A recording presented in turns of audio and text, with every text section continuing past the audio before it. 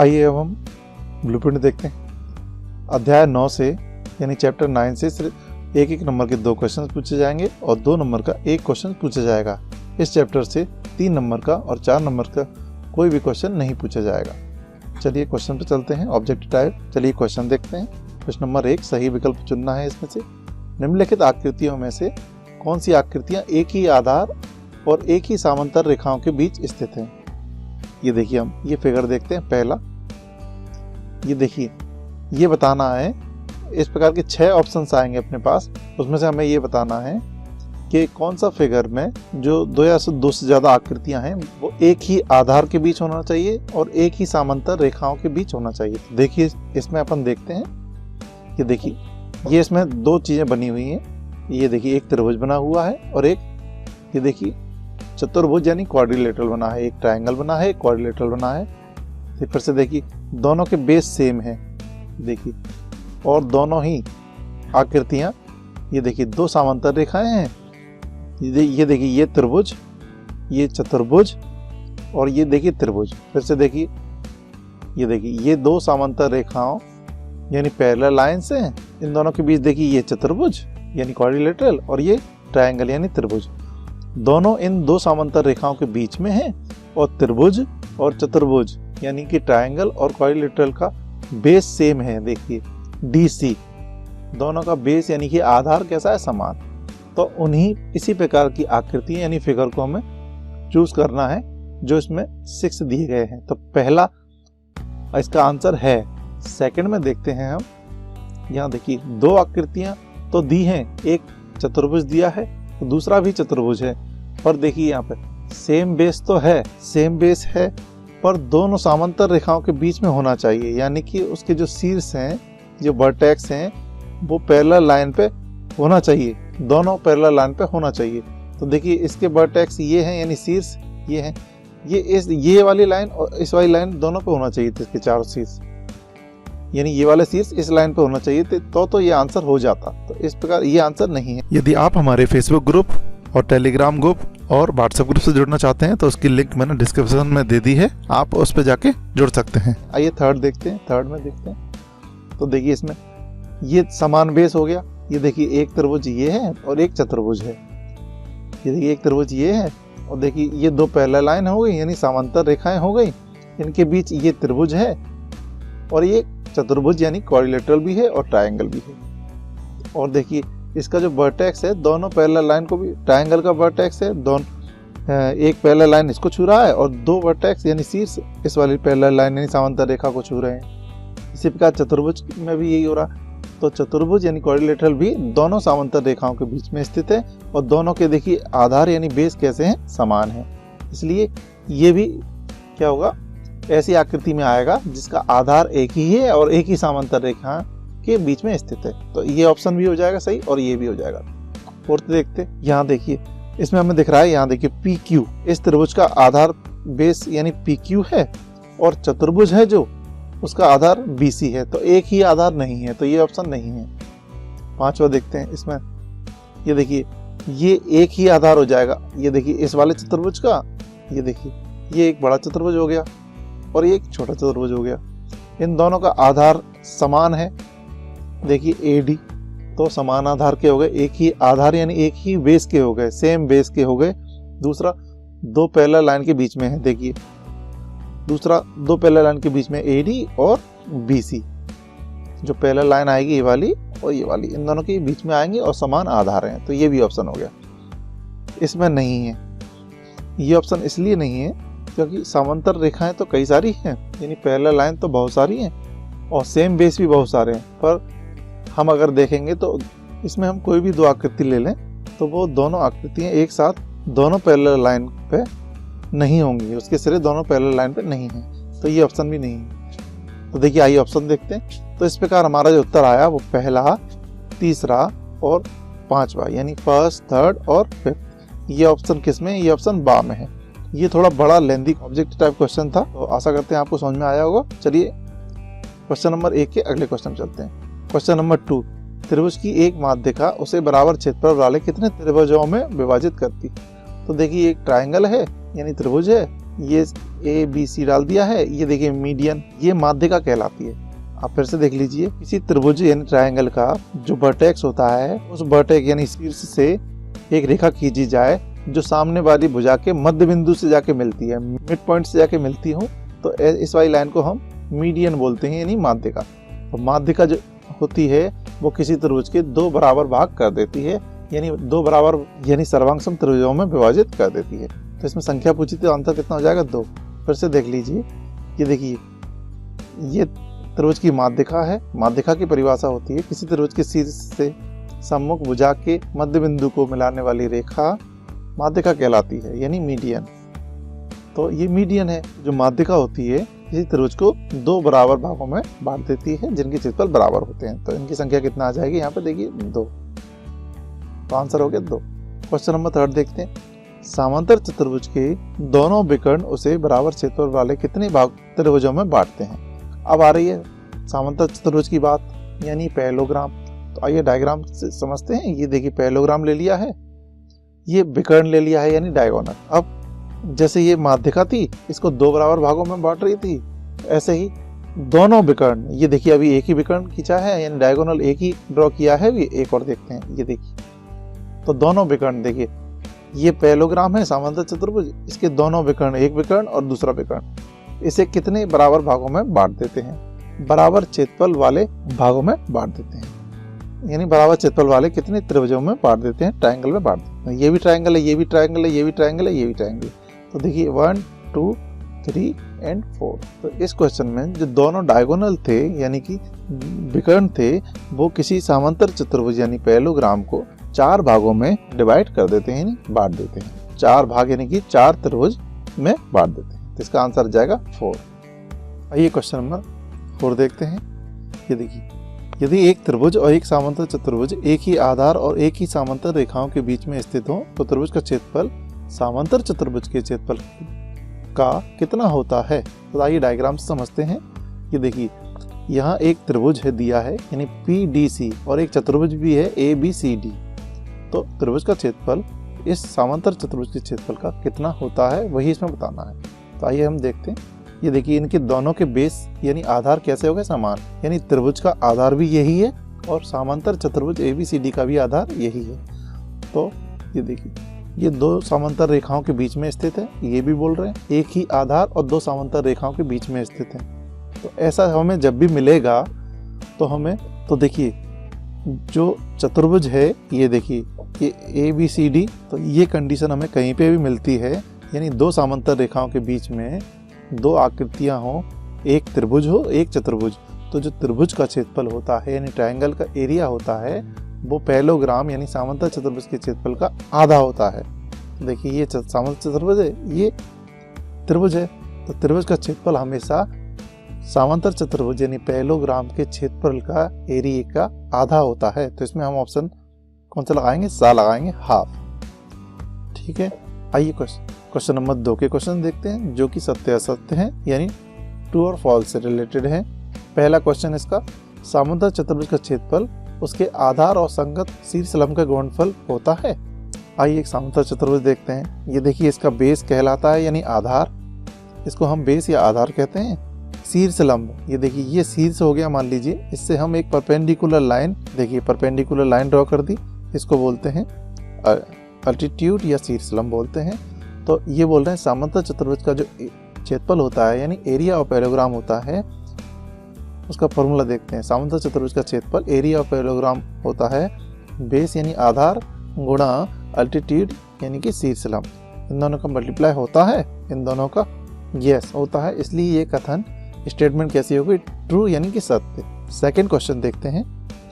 एक ही आधार बराबर आधारों वाले एक ही समांतर रेखाओं के बीच स्थित त्रिभुज क्षेत्रफल में बराबर होते हैं। इससे पहले क्वेश्चन में हमने पढ़ा था कि 2 समांतर रेखाओं के बीच एक त्रिभुज हो और एक चतुर्भुज हो, तो त्रिभुज का क्षेत्रफल समांतर चतुर्भुज के क्षेत्रफल का आधा होता है। यहाँ हम पढ़ेंगे 2 समांतर रेखाओं के, ये देखिए 2 पैरेलल लाइन ले ली है, इसके बीच 2 त्रिभुज हैं।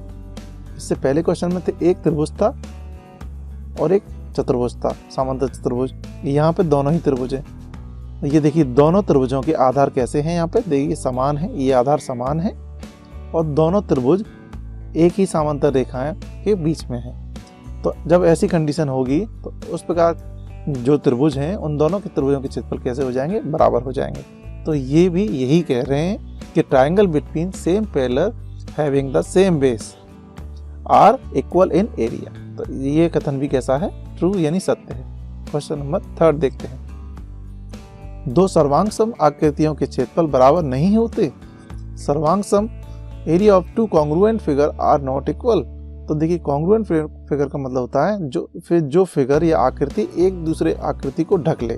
जैसे हमारे हाथ होते हैं, जब हम एक अपने सीधे हाथ को उल्टे हाथ पे रखेंगे पंजे को, और उल्टे हाथ के पंजे को सीधे हाथ के पंजे पे रखेंगे तो वो एक दूसरे को ढक लेते हैं। तो इस प्रकार की आकृतियां होती हैं सर्वांग सम आकृतियां। तो जब आकृतियां सर्वांग सम यानी कॉन्ग्रुएंट हैं तो उनके क्षेत्रफल भी बराबर होते हैं। तो ये कथन कैसा हो जाएगा, असत्य यानी फॉल्स। आइए क्वेश्चन नंबर 4 देखते हैं।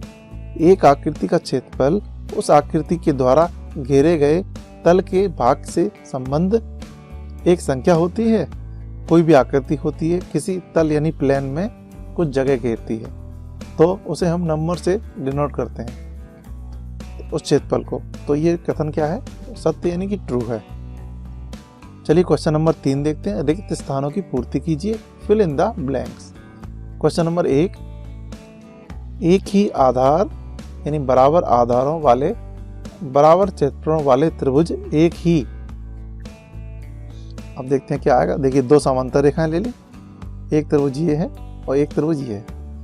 तो यहाँ उन्होंने कहा है, देखिए सेम बेस है, समान आधार। तो यही कथन हम पिछले क्वेश्चन में ही पढ़ चुके हैं। एक ही आधार वाले बराबर क्षेत्रफलों वाले, एक ही आधार भी है और बराबर क्षेत्रफल, इनके क्षेत्रफल भी कैसे हैं, बराबर। तो 100% पिछले क्वेश्चन में हमने पढ़ा था कि दो समांतर रेखाओं के बीच यदि एक ही आधार वाले सेम बेस वाले दो त्रिभुज हैं तो उनके क्षेत्रफल बराबर होते हैं। तो यहाँ वो कह रहे हैं कि एक ही आधार तो है, एक ही आधार है दोनों का और क्षेत्रफल बराबर हैं। तो वो किन के बीच में होंगे, ये देखिए इस लाइन के और इस लाइन के, इन लाइन का मतलब समांतर रेखाओं के बीच होंगे। तो यहाँ लिखना पड़ेगा समांतर रेखा यानी कि पैरेलल लाइन, उनके बीच में ये स्थित होंगे।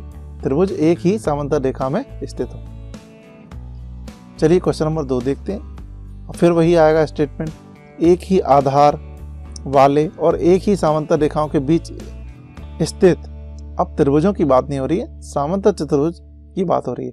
तो उनके जो क्षेत्रफल है तो क्षेत्रफल में कैसे होते हैं, देखिए बराबर होते हैं, इक्वल होते हैं। ये देखिए ये एक डायग्राम ले लिया है, ये देखिए ये पहली समांतर रेखा हो गई और ये दूसरी हो गई। अब हम देखते हैं इसमें, ये देखिए दो समांतर चतुर्भुज हैं, पैरेललोग्राम है। ये देखिए एक ये है और दूसरा ये है। फिर से देख लीजिए, ये सेम बेस हो गया, समान आधार हो गया। एक समांतर चतुर्भुज यानी पैरेललोग्राम ये है और दूसरा ये पैरेललोग्राम ये है। तो ये कंडीशन कह रही है कि दो समांतर रेखाओं यानी पैरेलल लाइन के बीच में ऐसे समांतर चतुर्भुज हैं जिनके बेस कैसे हैं, समान, आधार कैसे हैं, समान। तो उनके क्षेत्रफल भी कैसे होंगे, बराबर, क्या होंगे, इक्वल होंगे। चलिए क्वेश्चन नंबर 3 देखते हैं। त्रिभुज का क्षेत्रफल उसके आधार और संगत शीर्ष लंब के गुणनफल का कितना होता है। देखिए आधा होता है। Area of a triangle is half of the product of its base and the corresponding vertex perpendicular. देखिए डायग्राम से समझते हैं इसे। एक ट्रायंगल ले लिया है यानी त्रिभुज ले लिया है। ये देखिए हम जानते हैं ये बेस, इसके यानी आधार बोलते हैं, ये नीचे वाली लाइन को। अब देखिए सामने वाले शीर्ष से एक लंब रेखा खींची, लंबवत रेखा खींची, इसे बोलते हैं अल्टीट्यूड या शीर्ष बोलते हैं। तो किसी भी त्रिभुज का जो क्षेत्रफल होता है उसका फॉर्मूला होता है त्रिभुज का क्षेत्रफल यानी एरिया ऑफ ट्रायंगल होता है 1/2 बेस यानी आधार इनटू अल्टीट्यूड यानी शीर्ष लंब या हाइट भी बोल सकते हैं यहाँ पर। तो ये देखिए उन्होंने कहा था आधार और शीर्ष लंब के गुणनफल, तो आधार और शीर्ष लंब के गुणनफल तो ये हो गया प्रोडक्ट, उसका कितना है, ये देखिए हाफ, आधा। तो यहाँ पर खाली स्थान में फिल इन द ब्लैंक्स में क्या आएगा, आधा यानी कि हाफ। चलिए क्वेश्चन नंबर 4 के क्वेश्चन देखते हैं। एक शब्द या वाक्य में उत्तर दीजिए, आंसर इन 1 वर्ड और सेंटेंस। क्वेश्चन नंबर 1, एक ही आधार यानी कि बराबर आधार, यानी एक ही बेस होना चाहिए वाले और बराबर क्षेत्रफल वाले समांतर चतुर्भुज किसके बीच स्थित होते हैं। तो इससे पहले क्वेश्चन में हमने पढ़ा था, ये देखिए वही है, दो समांतर रेखाओं के बीच में यदि दो समांतर चतुर्भुज होते हैं तो उनके क्षेत्रफल कैसे होते हैं, बराबर, सेम बेस होता है। तो यहाँ वो पूछ रहे हैं कि अगर बराबर क्षेत्रफल वाले त्रिभुज हैं तो वो किन के बीच में होंगे, दो पैरेलल लाइन के बीच में, यानी दो समांतर रेखाओं के बीच में स्थित होंगे। तो यहाँ आंसर आ जाएगा, एक चतुर्भुज यानी पैरेललोग्राम, समांतर चतुर्भुज यानी कि पैरेललोग्राम ये है और दूसरा ये है। अब देखिए आंसर इसका क्या हो जाएगा, यानी कि ये दोनों समांतर चतुर्भुज क्या होगा, एक ही समांतर रेखाओं के बीच में होंगे, between the same parallel line. यही इसका वन वर्ड के रूप में आंसर है। क्वेश्चन नंबर 2 देखते हैं। यदि P और Q क्रमशः समांतर चतुर्भुज ABCD की भुजाओं DCAD पर स्थित बिंदु हैं तो एरिया, इस वाले का एरिया और इस वाले त्रिभुज का एरिया कैसा होगा, बराबर होगा। तो आइए इसे डायग्राम से समझेंगे हम। एक समांतर चतुर्भुज ले लेते हैं, उसका नाम इन्होंने ABCD दिया है तो हम भी इसका नाम ABCD डाल देते हैं। फिर क्वेश्चन में उन्होंने कहा है P और Q DC और AD पर स्थित है। तो देखिए DC पे पॉइंट कौन सा है, P, फिर AD पे पॉइंट कौन सा है, देखिए Q। यहाँ पे देखिए आप O दिखाई दे रहा है जो Q, ये आप थोड़ा ध्यान दीजिएगा। अब देखिए एरिया ऑफ APB, तो देखिए A, P और ये B, तो इसमें उन्होंने पूछा है एरिया BQC, देखिए BQC इस वाले का एरिया, और देखिए APB, इन दोनों त्रिभुजों के एरिया यानी क्षेत्रफल कैसे हैं, बराबर होते हैं। तो इसका आंसर हमें लिखना है यस, हाँ। ये कैसे होते हैं, तो अगले पार्ट में एक क्वेश्चन है, उसमें हम इस क्वेश्चन को प्रूव करके दिखाएंगे कि इन दोनों त्रिभुजों के क्षेत्रफल कैसे बराबर हैं। तो आगे वेट कीजिए, अगले पार्ट में उसको क्वेश्चन को 3 या 4 मार्क्स में शायद दिया है, उसको सोल्व करके आपको दिखाएंगे। क्वेश्चन नंबर 4 के अगला क्वेश्चन देखते हैं। क्वेश्चन नंबर 3, एक किसान के पास एक समांतर चतुर्भुज PQRS है। आइए इसे डायग्राम से समझते हैं। एक किसान है, समांतर चतुर्भुज PQRS है, इसका नाम डाल देते हैं पैरेललोग्राम का PQRS के रूप में एक खेत था। उसने RS पर स्थित कोई बिंदु A लिया। RS कहाँ है, देखिए RS पे स्थित कोई बिंदु A ले लिया, फिर उसे P और Q से मिला दिया। R और S पे कोई बिंदु A ले लिया, उसे किससे मिला दिया, देखिए P और Q से मिला दिया। खेत कितने भागों में विभाजित हो गया, वैसे देख लीजिए। एक किसान था PQRS नाम का, उसका खेत था, उसने RS वाली लाइन पे एक बिंदु A लिया, उसे P और Q से मिला दिया। तो उसका जो पूरा खेत था वो कितने भागों में विभाजित हो गया, देखिए 1, 2 और ये 3, यानी 1, 2, 3, इन 3 पार्ट्स में डिवाइड हो गया। तो इसका जो आंसर आएगा वो आएगा 3 यानी 3। चलिए इसका क्वेश्चन नंबर 4 देखते हैं। त्रिभुज ABC में BC आधार और ABC संलंब है, तो त्रिभुज के क्षेत्रफल को सूत्र के रूप में लिखना है। In triangle ABC, BC is the base and AB is the altitude, then express the area of the triangle in the form of formula। तो देखिए आंसर देखते हैं हम। एक डायग्राम ABC, क्योंकि उन्होंने कहा है AB क्या है, C संलंब है यानी परपेंडिकुलर है, तो इस भुजा को परपेंडिकुलर लिया गया है।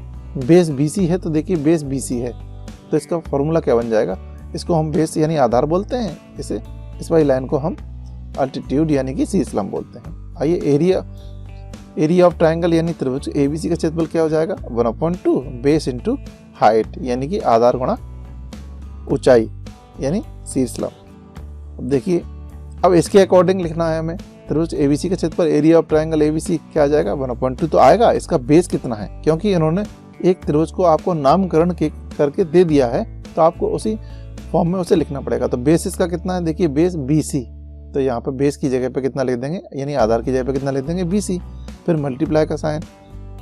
ये कितना है अल्टीट्यूड, C संलंब कितना है इसमें AB, तो AB लिख दिया है। बस यही इसका फॉर्मूला हो गया है।